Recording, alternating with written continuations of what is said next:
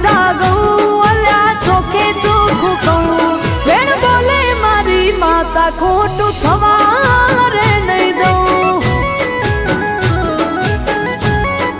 હે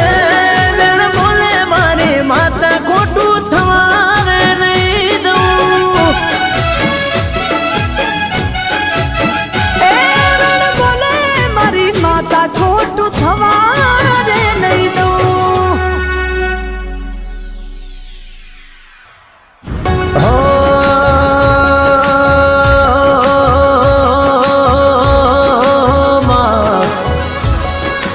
કે કેવતમાં કીધું છે માએ માં બીજા વગણા નાવા